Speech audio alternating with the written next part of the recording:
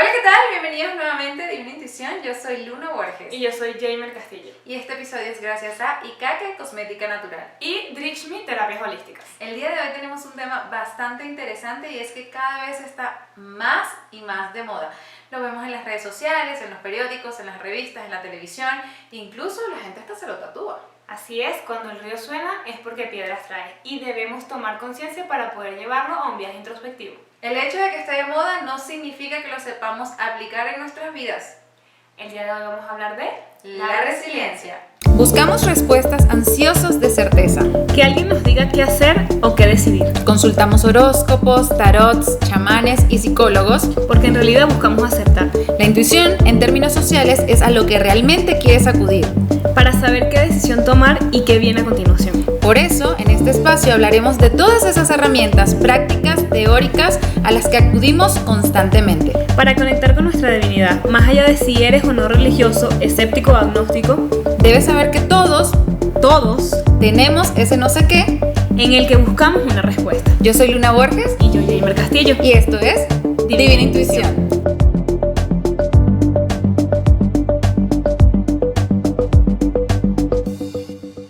Bueno, la resiliencia, esta palabra que está tan de moda y que porque lo vemos en Instagram o lo escuchamos en la radio o incluso en un podcast, nos creemos que ya la dominamos en nuestra vida y que somos incluso personas resilientes. El día de hoy vamos a tener a un especialista que nos va a guiar un poco referente a lo que es y unas herramientas para poder aplicarlo en nuestro proceso individual. Estamos hablando de Jimena Mijares, ella es especialista en psicoterapia y basándonos en esta herramienta vamos a poner en práctica primero lo que significa el término resiliencia y cómo llegamos a ser unas personas resilientes. Bienvenida Jimena, nos da muchísimo gusto que te hayas dado la oportunidad de estar en Divina Intuición para platicar de este tema tan importante y que hoy cada vez más suena alrededor del mundo. Sí, estamos muy contentas de poder tenerte aquí y de que hayas aceptado. Cuéntanos un poquito de lo que es tu background profesional, porque ya sabemos que tienes títulos súper importantes en lo que significa el conocimiento, ¿no? No hablando de jerarquías, porque bueno, lo importante es que los que nos ven y nos escuchan sepan que somos seres humanos y por supuesto estamos compartiendo ese conocimiento al que tú adquiriste. Uh-huh. Pues yo estudié la licenciatura en psicología y después hice la maestría en el área de la psicología, que es la clínica, y el nombre del posgrado se llama maestría en psicoterapia. Y aparte, pues tengo ahí cursillos y diplomados y cosas así. Pero la principal es la maestría en la psicología clínica. Buenísimo. Partiendo de ese conocimiento a nivel profesional que manejas, cuéntanos, ¿qué es la resiliencia? Bueno, la resiliencia, de hecho, viene de la mecánica. Es cuando un material lo estiran o lo presionan hasta el punto al que se rompe.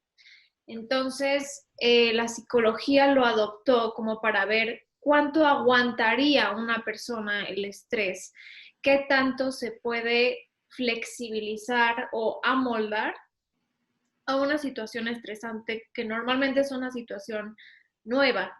Y entonces, resiliencia para mí es casi como un sinónimo de flexibilidad, o sea, de adaptación.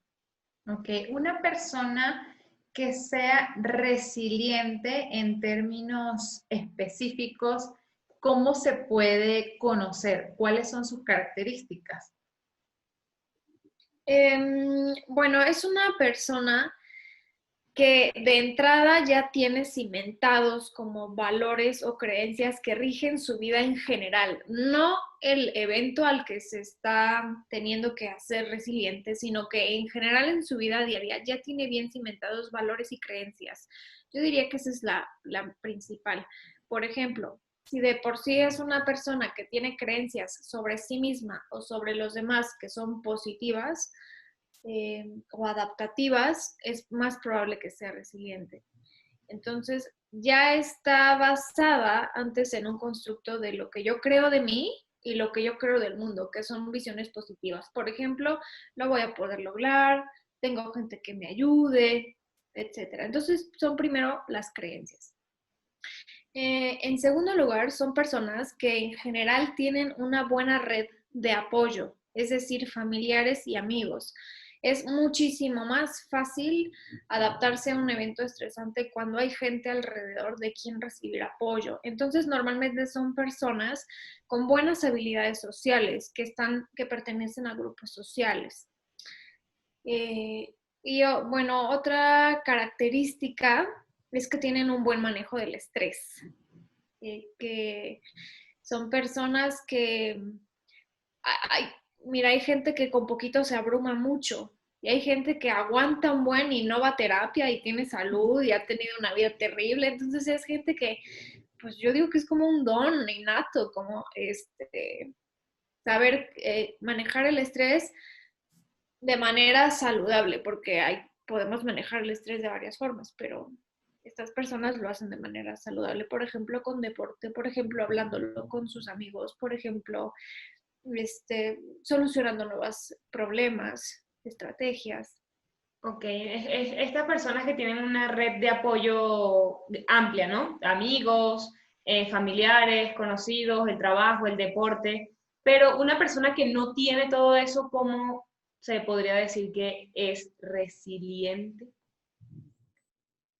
Bueno, si estuviera en terapia, lo primero que haría el terapeuta es buscar redes de apoyo.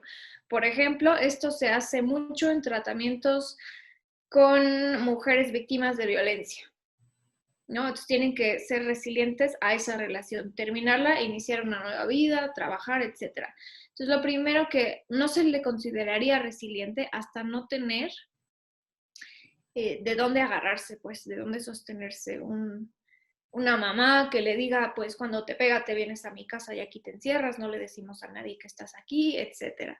Una amiga quien, cuando el marido se ponga violento, le habla por teléfono y la amiga sabe que le tiene que hablar a la policía, etcétera. Entonces, es como parte de la resiliencia poder recibir apoyo de otros. Ok, existe, entendiendo muy bien ese punto que nos estás diciendo, que es fundamental tener una red de apoyo. Dijiste algo muy importante antes y es como se les da de manera natural. Existen personas que ya en el ADN de su alma, de lo que es su fundamento en esta existencia, ya son resilientes de manera natural, es decir, más allá de si cuento o no cuento con la red de apoyo. Supongamos, yo nací hija sola, de los eventos fortuitos que tuve me quedé sin papás a muy temprana edad, al igual que con mi familia derivada de ambos padres. ¿Puede ser esa persona resiliente ante esas adversidades aún estando solo? Sí, sí puede, pero son raros los casos. O sea, me ha tocado conocer pacientes así, pero es más probable que esa persona se hunda ante un problema.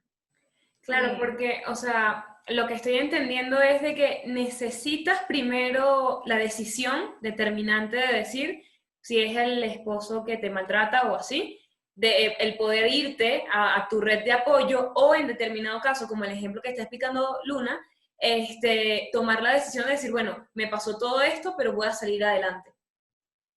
exacto, sí. Y con respecto a esto que es tan positivo, ¿no? Y que cada vez agarra más adeptos y está más de moda, incluso la gente se lo tatúa y lo pone en los captions del Instagram, de las redes sociales. ¿Qué tiene que ver la resiliencia con la positividad, que hoy en día también tiende a tornarse tóxica? Claro. Em, para que tú puedas resolver un problema, o sea, no hay manera de ser resiliente o de resolver si no tienes una visión positiva del futuro, ¿no? Si no tienes esperanza de que esto se va a arreglar o que este problema va a pasar. Porque eso es lo bueno del estrés o las emociones fuertes que pasan. Entonces, tiene que ver con ser positivo porque tienes que sostenerte de una expectativa positiva de tu futuro.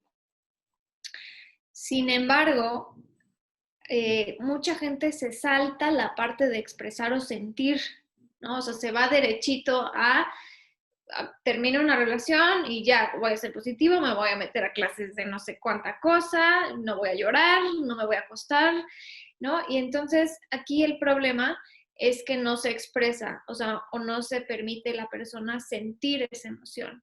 Y ese es un paso absolutamente necesario. O sea, la gente cree que llorar o enojarse es sinónimo de no tener control de sí mismo o de no poder estar sobrellevando bien la situación, y sin embargo ese es el paso esencial. La expresión es algo que hacen, lo empezaron a hacer con gente que regresaba de la guerra y lo usan mucho en la Cruz Roja y gente que vive muchísimo estrés, y entonces es algo que se llama diffusing y debriefing, que tiene que ver con ventilar esas emociones, que salgan.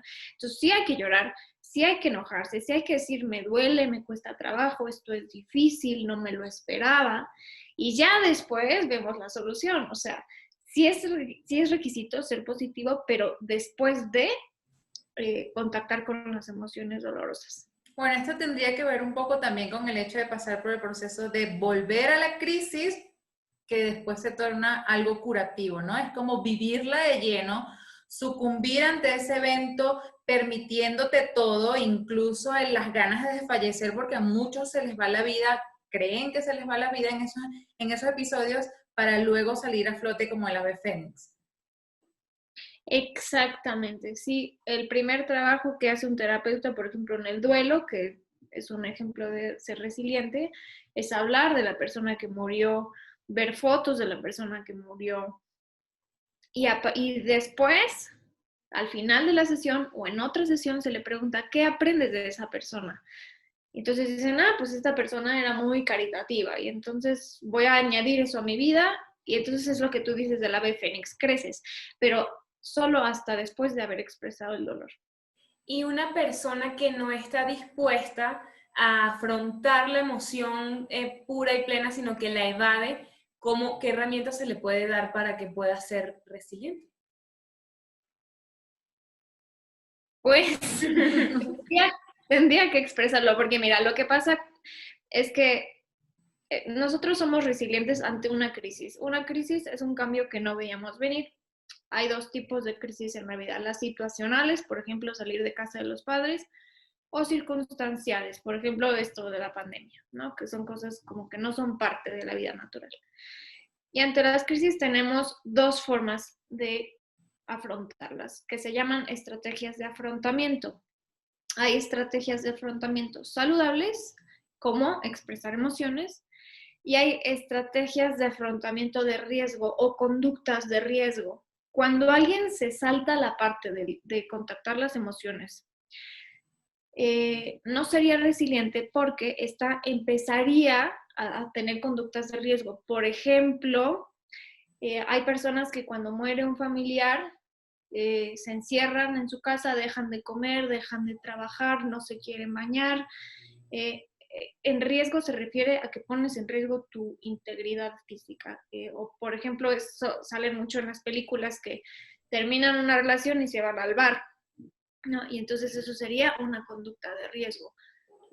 Entonces, si no expresas, no estarías en un afrontamiento adaptativo. Entonces no sería resiliente.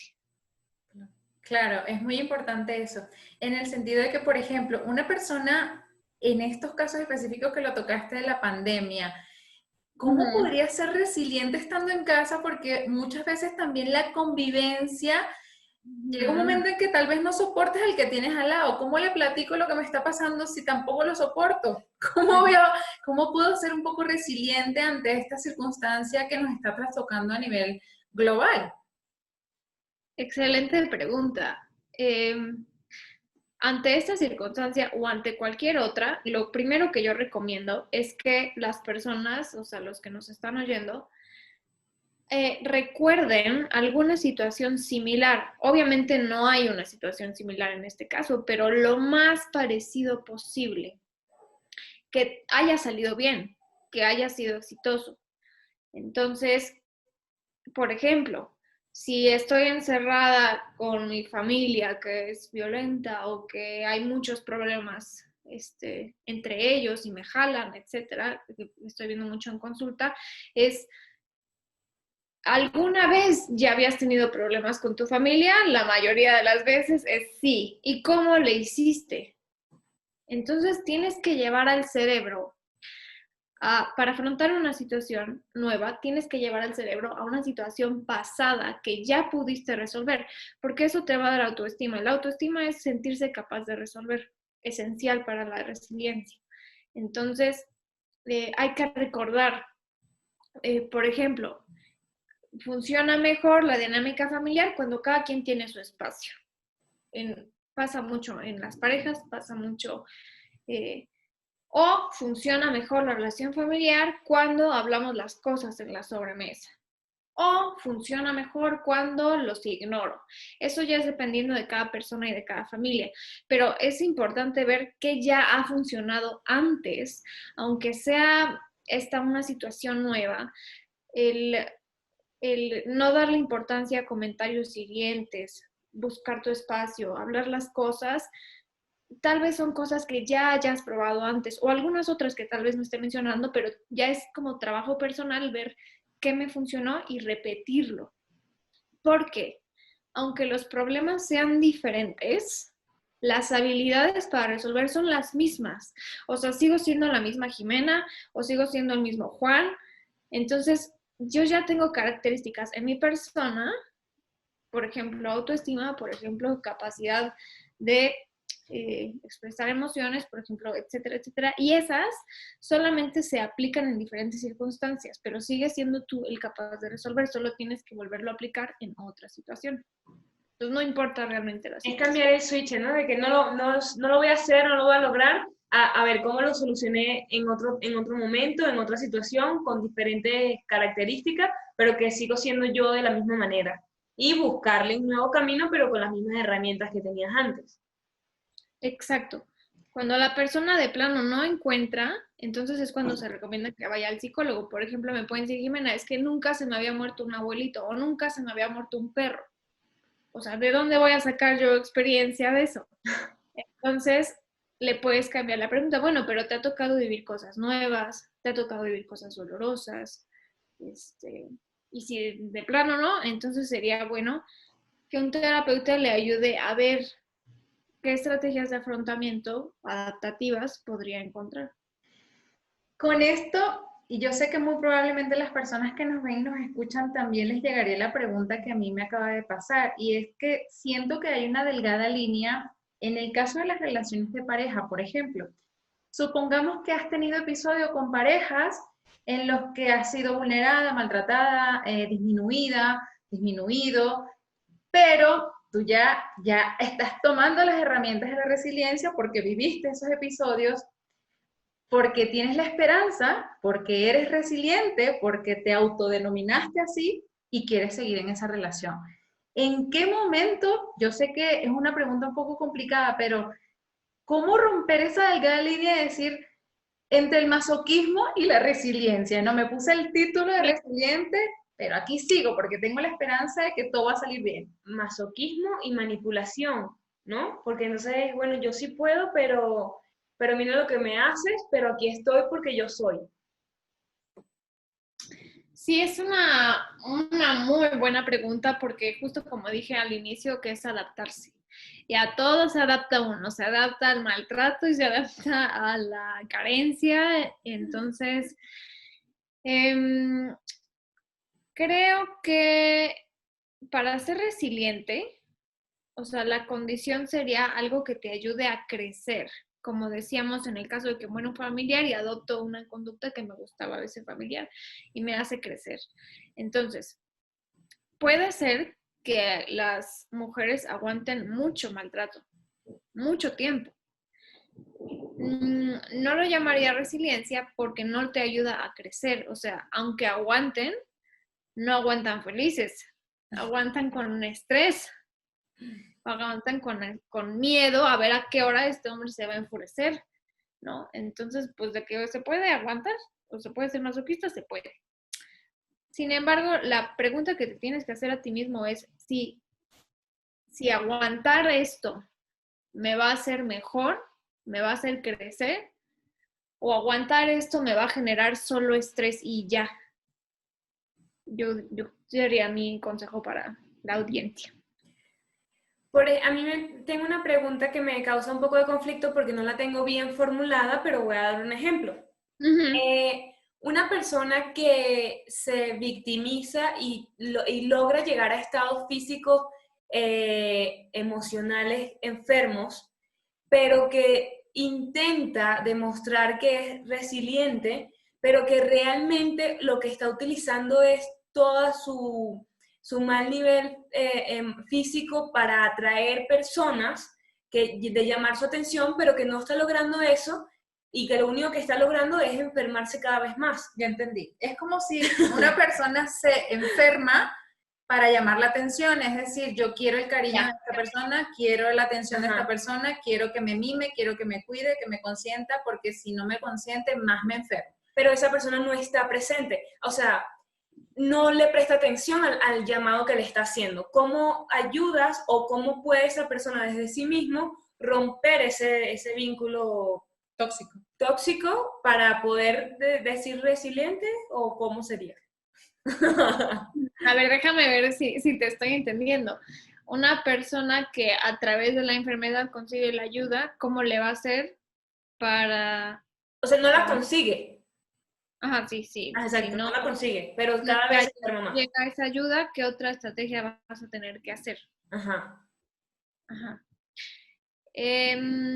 Bueno, lo que yo trabajaría, si este fuera un caso mío, sería ver cómo aprendió esa conducta.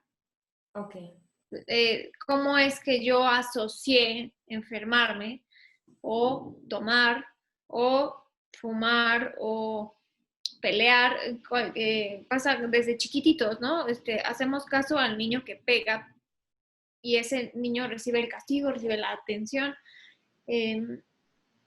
Y aprendió que con conductas no adaptativas va a recibir esta conducta. Entonces, lo primero sería ver cómo empezó, cómo surgió, y luego se hace una cosa que se llama reestructuración cognitiva.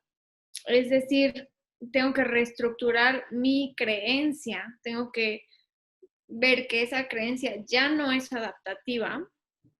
Bueno, no, nunca lo fue, pero ya no me está generando los resultados que yo quería por una creencia más realista, ¿no? Por ejemplo, me atiende porque me quiere, no porque esté enfermo. O me regaña porque lo estoy haciendo mal, no porque... o sea, tenemos que cambiar la creencia a una creencia en donde no necesariamente ese es el camino para conseguir ayuda. Para cambiar la creencia se hace lo mismo. Hay que ver situaciones del pasado en las que sí recibí ayuda cuando no estaba enfermo. Entonces el cerebro empieza a entender, tal vez no sea necesario llegar a ese punto. Porque una vez me hicieron sopa y ni me dolía la panza, no sé. Sí, yo siento que esto equivale mucho al tema de lo que tocaste hace ratito, de decir, bueno, si voy a movimientos o situaciones que viví anteriormente y supe cómo actuar, aprendí una conducta que puedo poner en marcha más adelante de manera positiva. Y en este caso sería reestructurar lo que aprendí de manera negativa para replantearme un nuevo escenario. Que iría de la mano con la resiliencia debido a que estás tomando la decisión determinante de salir de una conducta no favorable. Exactamente. El cerebro tiene que entender que se ha solucionado sin esa conducta. Okay. ¿Cómo hace una persona que es resiliente, pero su entorno no lo es? Es decir, estás rodeado de personas pesimistas, quizás sean los términos, negativas, tóxicas, agresivas, pero tú ya estás aplicando esas herramientas que si fuiste a consulta con una terapeuta como tú, pues estás adquiriendo, pero tu entorno es la nube gris que se posa sobre ti todos los días. Aquí hay un fenómeno en la terapia gestal que se llama confluencia, que es como si dos burbujas se volvieran una. Y entonces necesitaríamos trabajar para tratar la confluencia, que pasa, es que las emociones sí son contagiosas. Por eso en un concierto, aunque tú no conozcas la del artista y como todos a tu alrededor están así muy emocionados, pues las emociones efectivamente se contagian y efectivamente si estás rodeado de gente negativa, lo más probable es que te vuelvas negativo, pero puedes evitarlo, ¿no? Lo primero sería evitar rodearte de esas personas. Si de plano no se puede porque vives con ellas, son tus papás, etcétera, entonces necesitamos hacer una cosa que se llama diferenciación.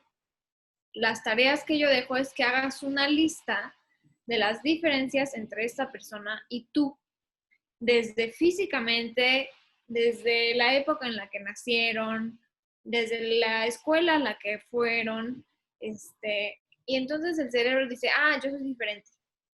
Y entonces, cuando la persona se esté quejando o esté diciendo, es que todos nos vamos a contagiar, o seguro ya tengo el virus, etcétera, entonces tienes que tener a la mano esa lista en tu mente y decir, a ver, somos diferentes. Esta persona piensa eso, si fuera mi mamá, porque mis abuelos fueron muy aprensivos. O sea, ella aprendió eso, pero eso es diferente a mí.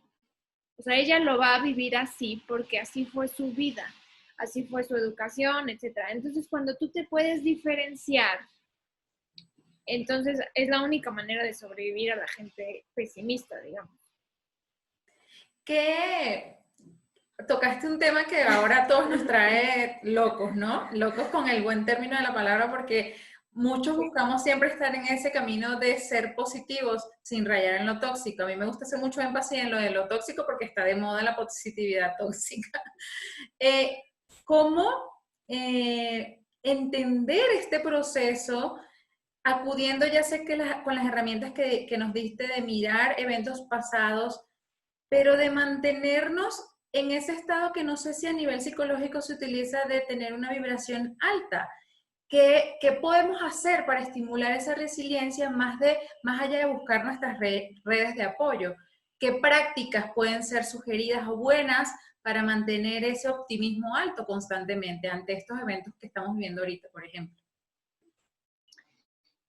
Bien, antes de entender el tema de resiliencia, necesitamos entender el término estrés, porque somos resilientes ante el estrés de algo difícil. Entonces, herramientas para manejo del estrés sería lo que yo recomendaría para tener como consecuencia resiliencia. Yo recomiendo muchísimo, si se puede, hablarlo. O sea, yo a mis pacientes permito que me hablen lo que quieran, del miedo que les da salir de su casa para ir al supermercado, etcétera, que se pueda ventilar. Esto es lo del diffusing y debriefing, que se vieron que los de guerra que hablaban en terapia recién llegados del campo de batalla tenían menos secuelas. Entonces, entre más se hable, mejor. Si no se puede porque los demás no me escuchan o porque yo qué sé, o estoy solo, el plan B sería escribirlo, escribir sobre esto que me estresa. Yo recomiendo tener a la mano una lista de emociones e ir escogiendo. Por ejemplo, siento agobio por esto, siento frustración por esto, siento ira por esto, y escribirlo. Si tú lo vas desahogando, entonces vas a tener mejor esta vibra alta que dices. También algo que funciona en tercer lugar, si no te gusta hablar ni escribir, sería dibujar o rayar. Puedes dibujar cómo estás viviendo este cambio, puedes dibujar qué emociones me genera este cambio. Esto sirve especialmente con niños, pero también tengo pacientes que se ponen a pintar y ya, acaban de pintar y se sienten mucho mejor, entonces encuentran una solución, se ponen a ver un plan de ahorro, yo no sé, ¿no? Y dentro de dibujar, algo que es muy saludable es colorear mandalas. Los mandalas tienen un efecto en el cerebro muy relajante. Y los mandalas se tienen que colorear de adentro hacia afuera con colores claros. O sea, no vayan a usar gris y negro porque pues justo lo que queremos es cambiar el ánimo, ¿no? Entonces, otra estrategia para manejo del estrés es el masaje. Puede ser que alguien te dé un masaje y si no, tú mismo hacerte como caricias, y bueno, depende ya de cada persona lo que le guste. O sea, lo que a ti ya te funciona para relajarte, eso. O sea, si a ti te funciona hacer ejercicio, eso. Si a ti te funciona meditar, eso, si a ti te funciona, es lo que ya te ha servido para relajarte de otras cosas. Entonces, al afrontar el estrés de estas formas, por ejemplo, puedes llegar a la resiliencia, pero acuérdense que es súper importante tener una visión esperanzadora del futuro, de las soluciones, porque justo el que no es resiliente es porque cree que esto no tiene remedio, ¿no? Entonces, una vez que haces todo este manejo del estrés, yo añadiría que hagas una lista de todas las posibles opciones. Así sean descabelladas, no importa. El chiste es que el cerebro se vaya hacia un futuro mejor. Por ejemplo, decir, esto va a acabar, van a encontrar una vacuna, me voy a cuidar al salir, si uso un cubrebocas no me va a pasar nada, saldré solo a lo necesario. Hicieron un experimento muy interesante con 5 ratas. Hace mucho tiempo, ya está penado, ya no se puede hacer. Y les daban descargas eléctricas a las pobrecitas. A 4 les daban las descargas indiscriminadamente. No había nada que la rata pudiera hacer para evitar la descarga. Y a la quinta, a una de ellas, la rata podía hacer algo para evitar la descarga. A las 4 que no podían hacer nada, les dio depresión. Y descubrieron con este experimento que si tú tienes la sensación de control, de que hay algo que sí puedes controlar, por ejemplo, no puedo controlar la pandemia, pero sí puedo controlar salir o no, usar cubrebocas o no, si tengo clases o trabajo en línea, hacer un buen desempeño o no. Entonces, eso va a evitar que caigas en la depresión. Entonces, debería hacer una lista de opciones y yo diría hacer una lista de que sí está bajo tu control. Hay veces que esto es muy difícil de encontrar. Por ejemplo, si vives con un alcohólico, pues ahí sí, ¿cómo lo controlo? Bueno, puedes controlar no estar presente cuando está bebiendo, no estar junto a él cuando está bebiendo, no regañarlo, tú no tomar. En el peor de los casos, lo que siempre puedes controlar es lo que piensas de la situación. Entonces, puedo pensar que él no tiene remedio, que lo hace para molestarme, que no entiende, o puedo pensar, probablemente esté muy lastimado y no sepa qué hacer con ese dolor, no me voy a enganchar, ¿no? Entonces, siempre encontrar como una manera de pensar que sea algo controlable para ti. Hablando de eso del control, me viene algo también que siento que es importante, tal vez tú puedas hacer el diferenciador, y es que me gustaría que volvieras a hacer énfasis en lo del controlar, no significa controlar las emociones, porque si puedes controlar cosas, no Claro. significa que te tienes que controlar a ti, controlar eso que te está pasando ahí adentro, porque si no, estallas, ¿no? Sí, controlar las emociones no significa no sentirlas o no expresarlas. Significa que esa emoción no me lleve a un problema mayor. O sea, por ejemplo, pegar. Por ejemplo, drogar.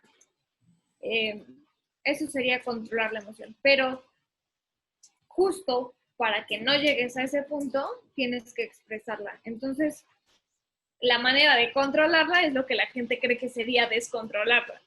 Sería llorar, gritar, rayar en una hoja. Sí. Y la sensación de control que hablo es de que tengas la sensación de que hay algo en tus manos que puedas hacer con este problema.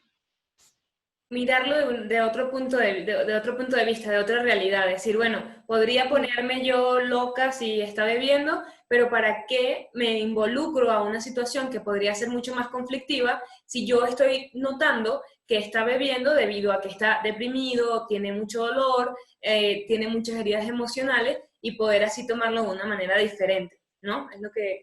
Exacto, esa es la reestructuración cognitiva, es tener otra creencia. Es concientizar, nuestra palabra Sí. favorita. Jimena, nos encanta todo este contenido y sobre todo el feedback que das de manera tan amigable de entender, porque muchas veces las personas no se atreven a ir a terapia y a buscar estas opciones disponibles para nosotros como seres humanos por miedo.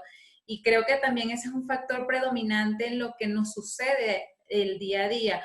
Manifestar que somos vulnerables, no querer decir lo que nos pasa por miedo, por pena, por vergüenza, todas esas programaciones mentales que nos han hecho que por el contrario de ser positiva nos trastocan. Incluso por bullying, porque si muestras lo que sientes te podrían empezar a sabotear y a excluir, que finalmente eso no es lo que queremos.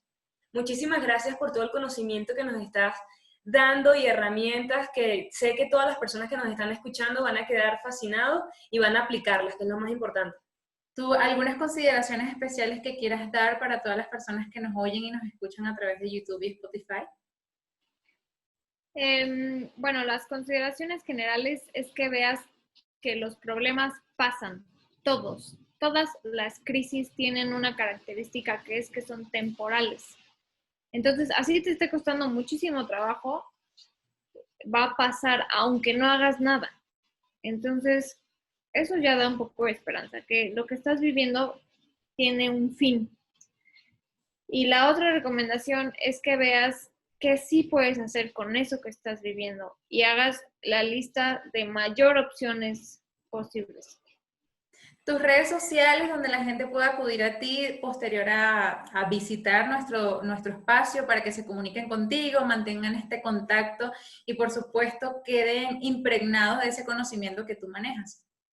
Claro, nos pueden encontrar en Instagram como psicólogos.serenamente. Hemos llegado al final de este episodio. Muchísimas gracias, Jimena, por todo ese conocimiento que nos brindaste el día de hoy desde esta herramienta tan poderosa que es la psicoterapia.